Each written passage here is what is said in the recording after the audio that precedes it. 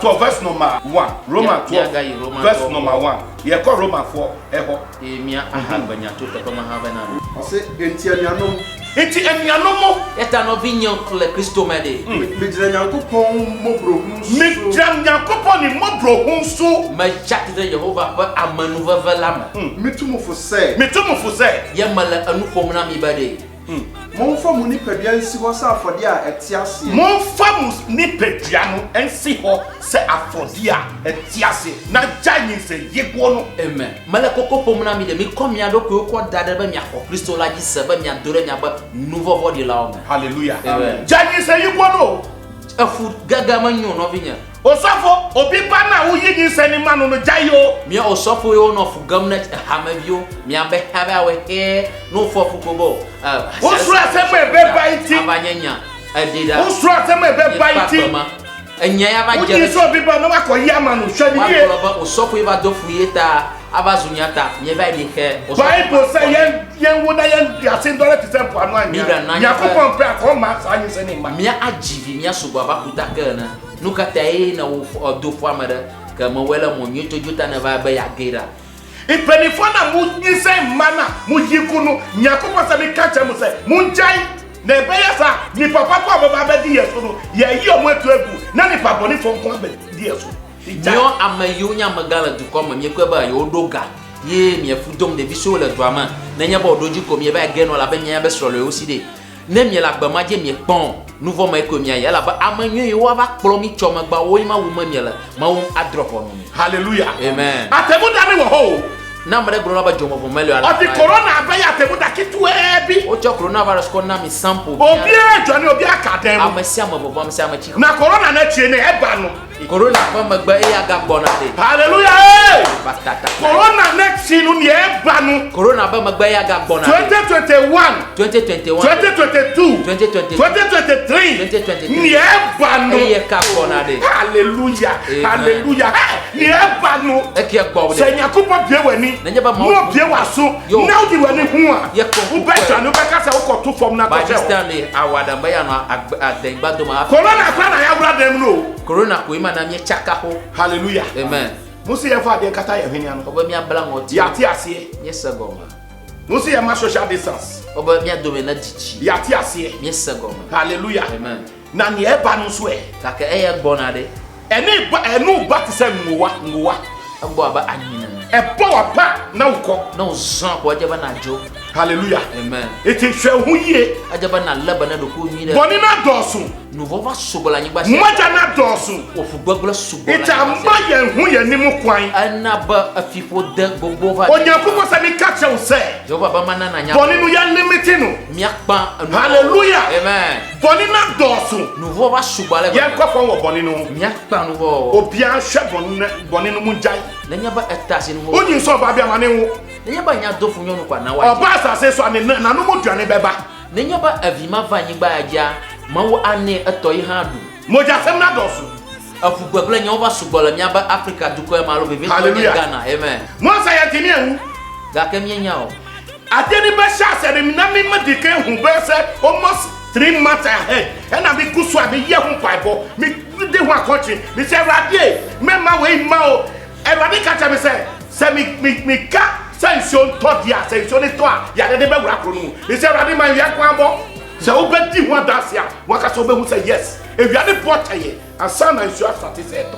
Aba fi do ya jego mama wo de fia ye gbadom da ba ma wo magana ba dovo de ala kana ba tumi o ka ye manya adoke gbona ye gbona na ma wo ba na nya ba achi bela mu do e be na vula e ma ya we na ye ka ya la ya na ba ya to na ye vio vide. Hallelujah. Amen. Mi ka ta Nyankopon se ye gbona ma wo ba me mention to ma ya le ni wura kro nu mu ma ye o magana na china jana dono wa gara duya because atia corona ni person of awo. Nuya coronavirus nya fufuo. Hallelujah. Amen. Awo ni papa no so anya opportunity. Na nya ba fufuo la tapa ma kwa ke ha po jiru. Hallelujah. Amen. It is this year so to me to papa bia ti man ni hawo. Na nya ba afaya ma achima jajam yuri maga da funa. Corona ni ti na so na yesa. Coronavirus ya agbado to Ye bonya me kwa se sa corona be ba be kun ye de. Na ka Nyankopon ma wi ane mbo nche kakra se ne be ya ye hu be hia enye sa asem wo.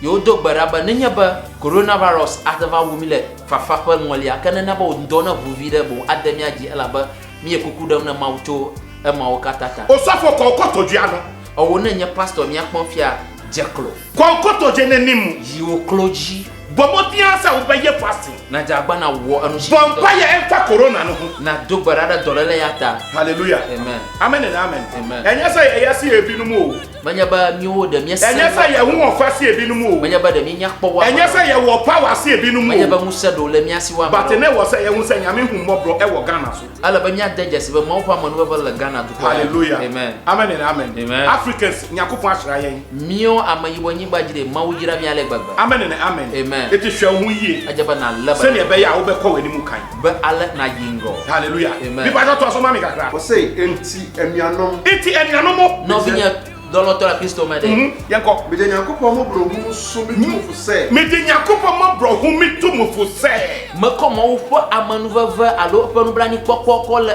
adawdo na mi bede momfa mo nipadua nsi hɔ sɛ afɔdeɛ a momfa mo nipadua si hɔ te sɛ afɔre a ɛho ɛden ɛte ase ɛte ase ala ba mi akomya do ko savo na Jehova ma wa ba gbogbo kokwe la pa didi no na na se se ɔsɛ yɛmfa yɛ nipadua no yɛ den ɛsi hɔ te sɛ deɛn afɔre ɛte ase te sɛ afɔre a ɛte ase ɔnka sɛ afɔre ewu debi o ɔnka sɛ afɔre ewu ɔsɛ afɔre ɛte ase magbolo ba de na kodo ko dala na aku achoma gbo ba kodo ko dala na Jehova ben gogo nyini to katiaka ba agbama voa na aswasio ba ba na joma bona amen and amen amen sautie ɛyɛ nyame asɛm o ɛnyame na meka ɛyɛ nyame asɛm nyakopɔn kasa ɛna ɔsɛ mi ka kyerɛw ɛna mi ka kyerɛw bi ba to aso ma mi ketewa bi ɔsɛ a ɛyɛ kronkron ɛsɔ Nyankopɔn ani a ɛyɛ kronkron a ɛyɛ den ɛsɔ nyakopɔn no ɛyɛ wɔ Roman chapter 12 verse number 1 ɛhɔ na ɛwɔ tie ni yie sɛ nyame asɛm yie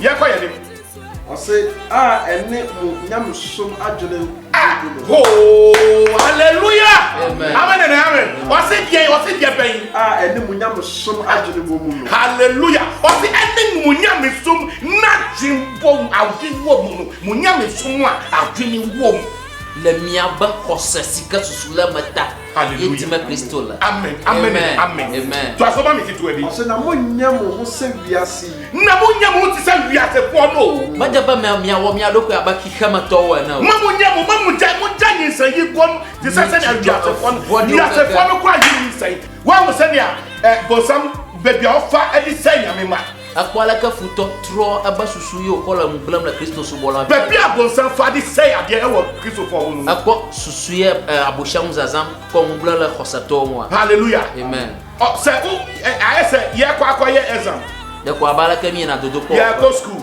mi school dem yɛ sɛ seniors bɛ draw exam obesine so bona exam mo ga na ya yi akɔ afraid for another department dey akɔ another department o de mi choko ama mi la ko etafa bubu hallelujah ala basine so bona exam mo ga amen eti o yi wɔ wa na nipa a ɔni mu sɛ wo twa no ɔbɛtumi aka kyerɛ sɛ o yɛ sɛ yɛ na de school ni wɔ koraa na nya ba oyina na ba ko ama ye ko ba anyanwu ye ko ba mi obe headmaster ɔmo sɛ yɛ na de school ni wɔ koraa wɛni bɛ ba ho so no na atɔ tam kaka na anya ko umro zamofo hallelujah amen saa na bonsam de yɛ nanama futo abosham la mieza miema hallelujah amen iti hwɛ ho so yie Kristo ajaba na daja sudoku nye pɛnkɔ gye ne kyerɛ kwan ajaba na di agbama bo sɛdeɛ ɛbɛyɛ a w'abrabɔ bɛsi wo yie jale si ba agbama na nyono Dr. Apostle Philip Kato kan sɛ ɛnɛ dan agba Dr. Apostle Kante la gbogbom no bede meka kyerɛ sɛ majibe maglo no bede gyae saa adwɔne ne yɛ chijo no vo na ɛmmoa wo daakye majiwo daga la hallelujah na mmom momfa adwene mu frɔfrɔyɛ nsakyera mo ho momfa adwe mu frɔmfrɔm yɛ ɛnsakyera mo ho ɛmfiri bɔne ne ho ajaba mi agade mi adoko mi ere mi aba susu nwira ma ye mi atrojima le mi aba no vo la gbo hallelujah amen amen and amen amen to aso ma me ketewa bi na yɛmfa hɔ na masɔ deɛ Onyankopɔn pɛ a ɛyɛ na mo wayɛ dɛn masɔ deɛ Nyankopɔn moasɔ deɛ Nyankopɔn ɔpɛ a ɛyɛ musɔ ne ne saa nenya ba adasila no vonti de a teje se nwuye ma wu ko ba yigba ma bo wanyono wa ma tibi bo ba na hoji asa hallelujah amen to aso ma me ketewa bi verse no ɔsɛ na menam adom a wɔde adom me no so minam adomu na ɔde ato me no nso to aso meka mekyerɛ mo mu biara sɛ meka mekyerɛ mo mu biara wa ha sɛ ɔnwene ntra deɛ ɛsɛ sɛ ɔdwene men dwene nkyerɛ neɛ ɛsɛ sɛ woyɛ dɛn wodwen ho Zaresina bobola la nyamade. Madibe manana sagoma bede. Magabuta mala nouveau na wonti watongo. Gabo buta bare agbenwe anoba agbamavo anyeto. Hallelujah. Amen and amen. Amen. Jai bonino. Dashila nous vont na hwehwe kwaje chakwan na di agbamavo eno ne beboa ye akperangu e wo Yesu Kristo la de Yesu Kristo pam to asoma mi kitu so e na mo onwene ene da ho adwene emom dri ani da ho adwene no ajaba na abuta mada echoma panyonyon ti la Kristo ma. Hallelujah. Amen. Dri ani da ho ano ani da ho adwene no dri ani da ho wani mane na ho adwene dri no enu na Onyankopɔn pɛ sɛ ɔkyerɛ wo ɛni da wadwene no aseɛ ne kyerɛ bebree ɛni da wadwene ne sɛ woyɛ bɔne obewu Nenya ba alagbaya ma ye madom la Kristo nti ye kotwa ba we han ya wako nenya ba nyanu fo wala akuku gala ba na da jesi bamba sɛ wokɔ Onyankopɔn bɛka sɛ ɔsɛ minimu kaka na do Yehova boko bo to nyama jesi o yale ana ɛka bɛku obi a nku no ɛbɛku adoe ojaba na wu amara ma wiola awaya ziaresina la nouveau mata adom awu accident ya ɛmfa ho ɛbɛku accident ya majaba wu na kwa accident mo kan ya nouveau wala kwa accident ma edoko no. Hallelujah. Amen. Ete hwa ho yie ajaba na kodo ko sɛ ne bɛyɛ wobɛpie free saa bɔne no ziaresi ba na doro wo to nouveau asoma me keto abi na yɛ fa yɛ ɔse sadie onyankopɔn asusu didie akyɛdeɛ de ama obiara no sɛnea Nyankopɔn esusu gyidie akyɛdeɛ ɛde agya ma obiara no. Amen. Ziaresi na Jehova Hwɛ sa kosa jidafo fa agbana amasia mala hema hafi awe ga batobo gala nouveau wonde. Hallelujah. Neja benka kajido mo ogola. Amen and amen. Amen. Si asɛm ne yie Senya nyide na. we yɛ nyame asɛm Ye nyagbani. bie waso Ajaba na foto. bie wani Na fun wadwemu bie no susuma na. me bie wadwemu Malo susuma bonko te para yi. na me fa bibi hyɛ hɔ Na makona na jata pa ma no. na me rocky ne bag na me fa kini hyɛ wo sa Na mati makosa fie dashi no. na sɛnea wakasa ɔbɛ dandam na wadandam. Alaka wontu na weba gba no nyono na winyi de. Hallelujah. Amen. To asoma mi kakra. verse 4 no ɔsɛ honam akwa bebree nipadua krom mu Hallelujah. amen Ɔsi verse 4 ɔsi de honam akwa bebree nanso nipadua baako hallelujah. Ɔsi hunam no na kwan bebree kwa nso nipadua na mesi wɔyɛ baako pɛ sikire wa Hika manu jojo sugo boboza gaka wametri bo livola de kakwe onya. hallelujah. Amen. Tie nyame asɛm yie Sama onya mi de. sɛnea ɛbɛyɛ wode bɛyɛ nkwankwaagye Alaka wana. sɛnea ɛbɛyɛ kuma wɔ nsɛm Ala wanye agbanya la. sɛnea ɛbɛyɛ saa scarf no kuta Nanya ba ala anyama la. wode bɛkɔ baabiaa Atakwa itafasha. wobɛtumi ade ayɛ bibiaa. Atakwa wo mushang la gbam.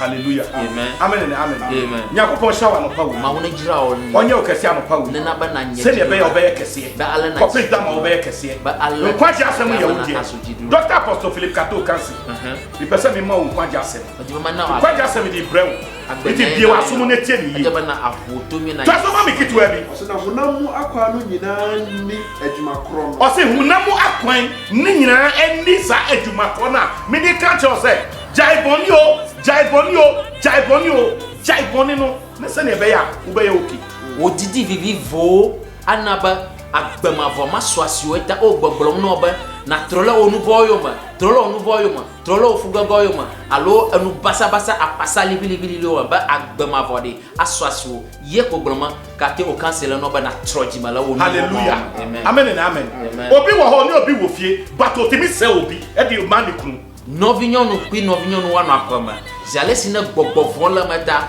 ano enti gbele na hatie ntuba o sowe ya ala wona ye ba agbama na nya ba lagila joma voma anyeto gyae nea woyɛ no ba agbama na yɛ bɔne anya nuvo obi ne obi te fie amakla mo la fama ba ne yere yɛ ne yere asronye sron obi yere yɛ ɔno so ne yere amara sron wo ne ne te fie baako mu o mi la fama lo gyae enya ba ye no bi so Na gaka agala zanla babama gyae nea woyɛ no ma chi odago na ɛmmoa wo ma chi odago wo na wo a wohwɛ me wo na meka awo ami mi akpon fia wo nyi nyama gba Hallelujah. na nya ba la gba amen no and na amen siwa kana to aso ma me saa ara nso na yɛn a yɛyɛ bebree no yɛ nipadua korɔ saa na huhum no saa na Jesus Nyankopɔn ne tumi no saa na ne bɔfoɔ no mu ɔmo yɛ bebree no saa na ɔmo yɛ honam korɔ ɔmo yɛ nipadua baako pɛ ziale sina Jehova pe gbogbo la agbiema subode gaka nya ba dan kuma la khosamala onye antila de kapeko. hallelujah. Amen. Iti no mo aka cho se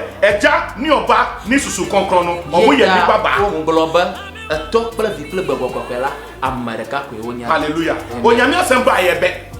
Mawu nya de abe bubu wonya ala lododo wonya. Hallelujah. Amen. Iti ti asem ni ye. Ajaba Pastor mami asem kitu wɔ ebi. Kristo mu na yɛn nyinaa yɛ ho akwa maako. Kristo mu na ye nyina ye de ye mu akwa ye de. Maako. Ye mako. Le mu akwa. Le Kristo me mɔ nyuie la dzi la, mienye evine etɔ la ɖeka. Yes. Hallelujah. Amen. Amen and amen. Amen. To aso mami kitu ebi. Verse ɔsɛ na yɛwɔ adom akyɛdeɛ a nsonsonoeɛ deda mu. Hallelujah. Amen. Ya pato ama. Amen. Nso Kristo Yesu mu no ye wa atuma cheche no. Sonko To aso mami. Hallelujah. Na susu ye de. Edem. Le Kristo subo ma de. Mawu ƒe nunana de. Ena me sia me le emɔ vovovo no. Hallelujah. Amen. Nsusu ye de temu. Mɔ vovovo no lo. Hallelujah. Amen. Iti ni obi ya no menhwe so ube kwa koye bi ube mu. Nenye ba amade le nane wɔm nye Kristo subola alo enu no da nane wɔm de. Nenye ba ma wo na no ma wo de maga force ba ya wewo. Hallelujah. Amen. Onyankopon shawa no pa we. Ma wo na yira on jia. Onyankopon o shawa ewia we. Ma wo na yira on jo. Onyankopon shawa enumre we. Ma wo na yo afin. Onyankopon shawa se enne adipa tie na adia sansa ye na adia sa chi ye na ye gusu aye koye. Ma wo na yira ba agbemu aga ke ye zanga do agbemu aga ke ye wo han la gbagba do me de. Onyame shaka na fo Ghana mabia. Ma corona na nya nya ne re. Ma wo na yira Ghana du koma visia corona mate pomo la. Hallelujah. Amen. Because Nyakopon di asha kubetam. Mawu ekomio Kristo subolo de kubeta. Odi Nyakopon di Ghana ni nyina asha kubetam. Echo Ghana du kokko de ekubeta. E na obo ho ban. Yo ole mianti. E na onyen no. Yo ole mianti bun. Hallelujah. Amen. Sani ebe ya bibi ko kan kubeta no mane mpai. Sani ebe ya corona ti kubeta ne mu. Tolola le va kwena ekubeta matemti a affect ni e nyanya edoma hola. Hallelujah. Amen. Nyakopon shaka na ne bia. Mawu na gira Ghana du Nyakopon shaka na ne babia. Mawu na gira Ghana du koma vide sia. Hallelujah. Amen. Amen and amen. Amen. Iba to aso mami kitu ebi na ye ko. Ɔsɛ sɛ ɛyɛ nkɔmhyɛ Say ye nkomo share. ano fata didie nsusuiɛ. Mane fota jide ni susu ye ni mu. Nenya banya nyagrodi la de alo enya odifo nyagrodi la de na ba wo nyagrodi la no to nu kwade pa nyaji ba wanya dedenya ka bo manya alakpato alo anuva vi Ye ko ye ni mu ka. Verse no ɔsɛ sɛ yɛ ɛsom a. Say ye sumu a. nenya ba mila ɛsom ne mu. Mane tre esumu ni mu. nenya ba mila subo ma de na mia no subo la ma. Hallelujah. Amen. To aso mami kitu Ɔsɛ ebi. sɛ ɔkyerɛkyerɛfoɔ a. So yo tretrefo a. Nenya ba nya no fiela Mane ɔne ye tena nkyerɛkyerɛ. mane tran cheche ni mu. na wano anu fiela ma. Ye ko ye ni mu. Verse 8 ɔsɛ sɛ ɔfotufoɔ a. So wo ye ofutufu a. Ma no tena. Mane tre futu ni mu. Nenya ba anya Ye ko ye ni. adam de la de no adam de la ma. Ye ko ye ni mu. Ɔsɛ sɛ ademukyɛfoɔ a. Say ademuchefo a. Ma no nyi ne yam nyɛ. Mane nge ne yemu say wo ye obi a wo cha ade. Ano ye obi a wo bo obi. Ano ye obi a wo je obi nkwa. Ano ye obi a wo ye ade ma amanfo a. Yi wo yemu. O say yi wo yem. Ne faye. Yi wa koma mu ne faye. Nenya ba nya doma mi wala de dawo doma na awo doma ni le anu kwade ji ba yagira na asuto. Hallelujah. Amen. Amen and amen. Amen. To aso mami kakra. Ɔsɛ na sɛ ɔhɛfoɔ a. Ma no mmɔ ho mmɔden sɛ mmɔborɔhunufoɔ na ma no mfa animteɛ ɛnyɛ. Say oyo uyo hwefo a. Wo na wo asore no mu na meka wasem. Awa me la sole mo wo ma la nyama. Wo na wo fie ho na meka wasem. Awa me la ho me me pon wo mi. Say wo ye ohwefo a. Nenya ba anya amaji fola. Mmɔden Ma bomodi se Bade mmɔborɔhunufoɔ mobrohunufoɔ braninya. amfa fanimutie enye sa mobrohunu. Nenya ba anya amaji fola lo amanu fola de na ba na wa manu fa no brani kokko na no mele o doma wo ma ba wanya ganyanya. Wo na meka wasem. Awo nya gloma nya. Nyakopon asem na eba wo. Ma wo nya agbawo mi la. Tie ni yie. Senwi. Se de be ya wo benya nkwaji. Si ale si ba na po agbamafo. Amen and amen. Amen. To aso mami kakra. Verse 9 ɔsɛ momma nya atom mfra ɔdɔ mu. Ah, mamu manya atwoma mfra odomu. Miega ko ala patata vivo de non lama o. Onu aye bibi aka che no. Ne no vivo la na wo me gbe. Ofun aka che se menye bi. Ne jago globo no vinya nwi o mala mamia. Enye so be kwa tre boti na woka. Manya ba ajola gbo aba no bota fia no O gbo. show bi baso ahwese. Yeso week for sa ya na wa hwe unsa. Nwa san na kan o sa atam kika ye musu. Nenya ba amara vila gbo woji kpoma jago ba la bani abala kana la bani won top viwo na ba ya na ba ji. Hallelujah. Amen. Obi ba no Yakobo ne di ni abechew. Ma amara ba vide ma wiye na ba no gbo. O waka se ne Yakobo adi o mo abechew. O do of you de ma wiye na ba ovala gbo. Asofo benifo a nkola ne hye mo asa mo motecho mo. Mutimu ya di mu jai na yetuba. Asofo gan plo di fo gan pe katkis gan we am mi gome viwo nya ha me viwo le mi subon ye mi over zokrovi na mi de mi kpagba Omo adani nkoa di ama o. mi subo bi mo over Omo so da che omo betimi adra be. over zokrovi va vana mi o ha mi subon Na o ye de yi a obi so ba ye wo die yi. nenya ba alaba na mama o de amana ha alaba na to Ontimi chibuo wa asase isu. o matem adupala agbaya ji Hallelujah. Amen. Wontimi chibuo wa asase isu. awo matem ti O so ba waja wo ma. awo ajo Te se senia obi so wuja ni die na wo hwe na wontimi hwe ni yi. abazi ala sina amana ha kula etogo no kweno ba na kweta ye la mutasam le nouveau Otrimu dindin. otama sasai Wonti ni pa ho adwi papa. mala atami bura gbato Wona wo ye sa de na me ka che wo. wa amila gbamadia Mami akola de ti wo che wo motetrete no. owo nyonu ya yo do ko ba Papa akola de ti wo che na wo motetrete ta no. ko semlant ya wo mi Wo sa che sa wo ni dance na obe ma ni face. owo ntue na Wona me ne wo ka ho asem. abaja e dople hafi Obi ti wo che na wo ma ni duane ndi no wona me ne wo ka asem. amrola Na chai na mwa wo. yo ojaba na mama na dunu ga ka Ose ye wo ye mu ne fa ye papa no. obada ochima odoma bana wonu miela Ose ye wo ye ne fa ye papa no. do odoma ko Won ye wo ye mu na da. odo nyito la gba ma Won ye wo ye mu da.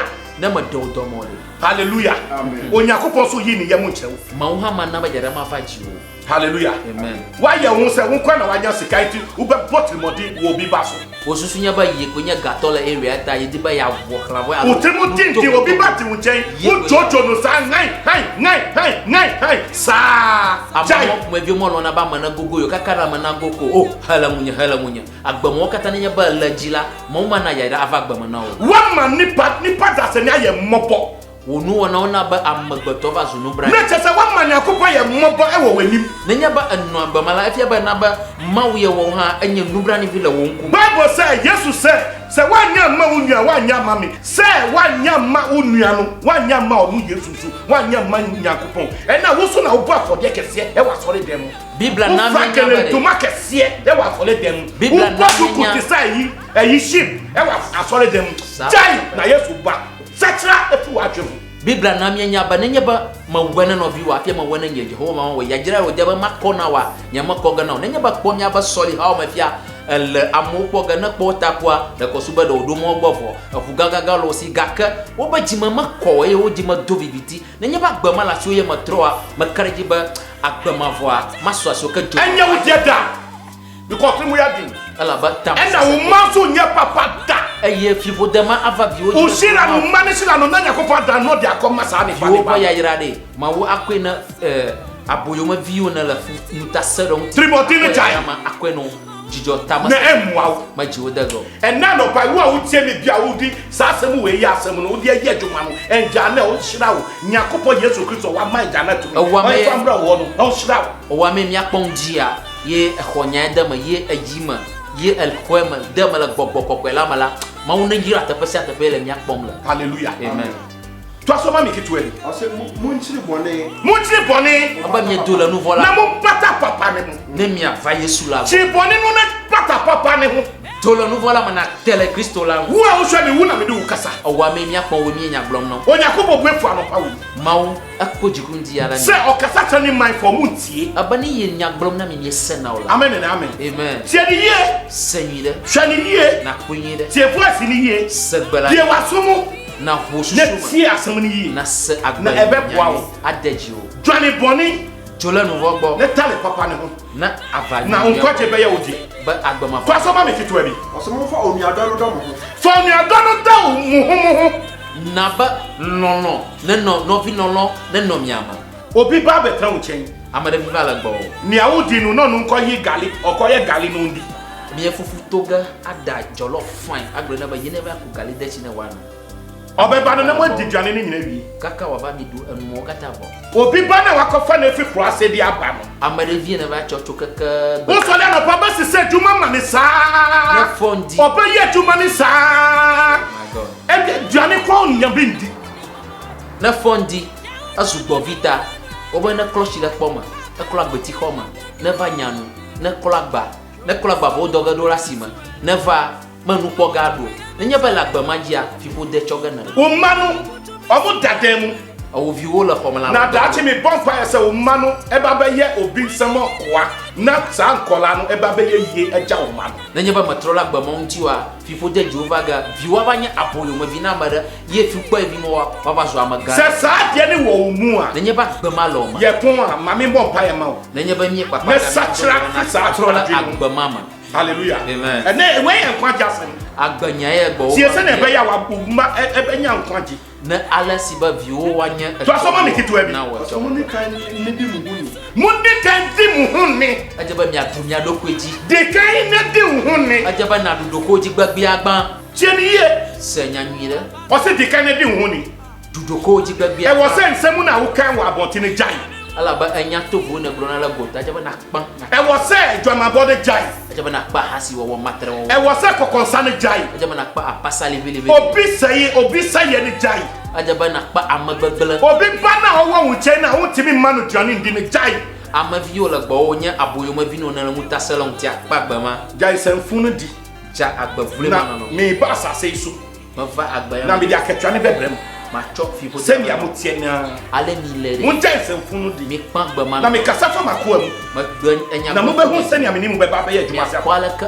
mawɔ dɔ kple mi moagyae a nenye be miekpa miabe agbe sɛnea bɛyɛ mo nso mobɛhu enui adzɔ ɖe mia dzi To asɔma mi. mo ma mo ani nye anidasoɔ mu ma w'ani gye anidasoɔ ho halleluya Amen. ma w'ani gye anidasoɔ ho wo a wowɔ ha bia wo ne anigye bia ma w'ani gye anidasoɔ ho na be wòdzi xɔse nanɔ etsɔmɔ nyɔnyɔ ŋuti halleluya amen ma w'ani gye anidasoɔ ho na be dzi ne tsɔ le etsɔmɔ Amen and amen. Kristo ƒe nyawo To asɔma mi ɔsɛ ahohiahia mu mo nto mo bo ase ahohiahia mu monto mo bo ase ahohiahia mu monto mo bo ase ahohiahia mu monto mo bo ase ahohiahia mu monto mo bo ase fa yɛ nwom na yɛ to ahohiahia mu monto mo bo ase ahohiahia mu monto mo bo ase halleluya amen tie ni yie Seigneur. ɔsɛ ahohiahia mu hikama Tu boase. vivivo mi xɔ dzigbɔ hikama nudzɔdzɔ vivivo mi xɔ dzigbɔ mi xɔ zinɔ amen amen and amen ɔsɛ ahohiahia mu tu bo ase hikama nudzɔdzɔ vivivo be nu ka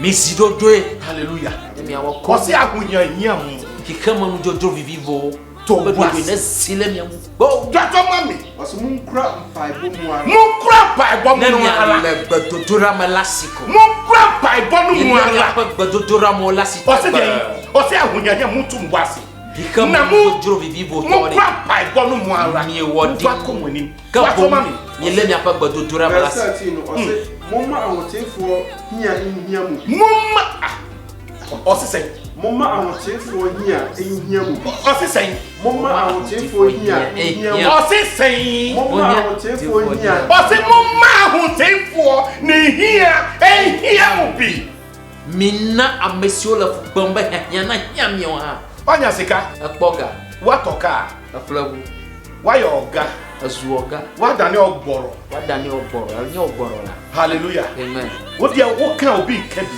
ne gblɔe ame ɖeke megblɔe busua ne hyɛ bɛ ne nyinaa bɛdi wo nsɛm eƒomewo nyawo katã gbɔwòwò le wo bosomfoɔ no aka kyerɛ sɛ ɛma obia sika ne bi ame yiwo gbɔna va xɔ gbɔgbɔ la wo be megakɔ ga ne ƒome aɖeke ne wòaɖo wokɔdzi yɛ dɛ. ke susu katã va xɔ gama ɖo wokɔdzi yɛ dɛ susu katã ne va xɔ gama ɛnyɛ busua ne ti na wobrɛ menye ƒome ŋuti ne fu kpem ɖoa sɛ busua no bɛka sɛ o asemase wei ɔyɛ adeɛ waboa yɛ wɔ busua yɛ busua mu pa ɛnyɛ nti ti na wobrɛ be ƒome woagblɔ be o vinye kɔdzo ya ekpe ɖe ƒome ŋuti me ŋuti ta ne va xɔ ga ɖoa halleluya amen gyae nea woyɛ no ifia va xɔ ga vɔ mete na ɖo ƒome mete na ɖo halleluya ne metasi agbemɔ la ayi woagyae saa adeɛ no a wobɛkɔ agya mu nenye be medro le agbemɔ yome la ayidzo ma vɔ me halleluya Amen. amen and amen amen toa so ma me kakra ahohoyɛfoɔ ahohoyɛfoɔ ne deɛ bɛn ne ho mmɔden mobɔ yɛfoɔ no ne ho mmɔden amoyo le hudam de nenya banya Kristo to adode mapade ajaba na buta ma chonti ba achoma na nyono a anyono wo ha. Hallelujah. Amen. Pastors ni bitisa.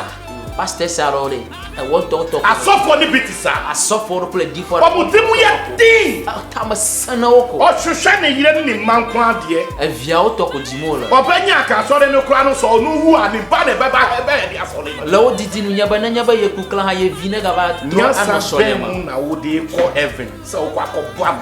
Edi asemu na watrato wo. Udale ni wo ho. E wo asa na wo ko. Na nyaba wo susu nyama o kata glom nyame la ka anyake na ko na jipo la fonu tro agba. Aketam benya no asase twasa na wo. Hafina ajola nyigba se na nyaba gbema no na akpo fibo da fi ajola nyigba ya ji. Hallelujah.